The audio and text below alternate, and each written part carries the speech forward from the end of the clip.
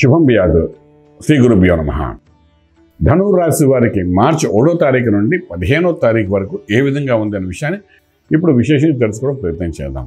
ధనుర్ రాశికి తృతీయ స్థానంలో విక్రమ స్థానంలో రవిశని యొక్క ప్రభావము, చతుర్థంలో శుక్రుడు రాహు బుధుడి యొక్క ప్రభావము, షష్ఠ స్థానంలో బృహస్పతి, సప్తమంలో కుజుడు యొక్క ప్రభావము, రాజ్యంలో కేతు యొక్క ప్రభావం సంపూర్ణంగా ఉందని చెప్పడానికి అవకాశం ఉంది.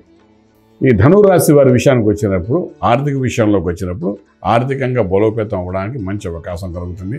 కొత్త ఆపర్చునిటీస్ వస్తాయి. ఉద్యోగరీత్యా ఐటీ అనుకోండి, సాఫ్ట్వేర్ అనుకోండి, బ్యాంకింగ్ సెక్టర్ అనుకోండి, ప్రైవేట్ సెక్టర్, పబ్లిక్ సెక్టర్, అదే కానీ ఇంజనీరింగ్ డిపార్ట్మెంట్ అనుకోండి, ఏదైనా కొత్త ఉద్యోగాలు చేసే ప్రయత్నాల్లో సఫలీకృతం అయ్యే అవకాశం సంపూర్ణంగా కనబడుతుంది.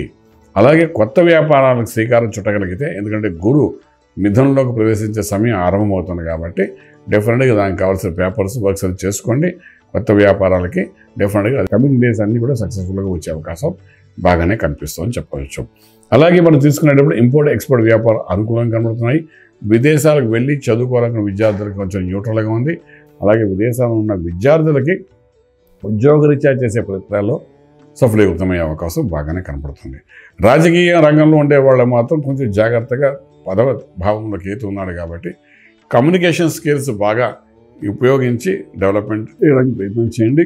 ఏమాత్రం తేడా వచ్చినా మీ మీద కొంతవరకు నీలాపనిందులు పడే అవకాశం అయితే బాగా కనబడుతుంది చెప్పగలుగుతాము. ఇక పోతే ముందు ఇంపోర్ట్ ఎక్స్పోర్ట్ వ్యాపారం అనుకూలంగా ఉన్నాయి. ట్రేడింగ్కి వెళ్ళేటప్పుడు నెంబర్ 3 లక్కీ నెంబర్గా కనబడుతుంది. ట్రేడింగ్ చేసుకుంటూ వెళ్ళొచ్చు, లాభదాయకంగా ఉంటుంది. తర్వాత ఆరోగ్య విషయానికి వచ్చినప్పుడు, మంత్రం గురించి వచ్చినప్పుడు గురుడి యొక్క అనుగ్రహం 6వ ఇంట్లో ఉన్నది కాబట్టి కొంచెం ఇబ్బందికరంగా ఉన్నప్పటికీ కూడా సప్తములో ఉన్న కుజుడి ప్రభావం వలన భార్యాభర్తల మధ్య జరుగుతున్న యుద్ధం ఏదైతే ఉందో ఆ యుద్ధం మూలాన కొంత అనారోగ్య స్థితి ఏర్పడే అవకాశం ఉంటుంది.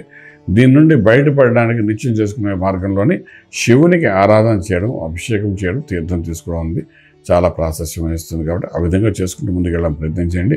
కొంతవరకు ఆరోగ్యం నిలకడగా ఉంటుంది. అలాగే వీలైనంత వరకు గొడవలు పెట్టుకోకుండా, వైవాహిక జీవనంలో గొడవలు పెట్టుకోకుండా ప్రయత్నించండి. కుజుడు 7 ఏళ్ళు ఉన్నప్పుడు సర్వసాధారణంగా అది కోర్టు వరకు కూడా వెళ్ళే అవకాశం ఉంటుంది.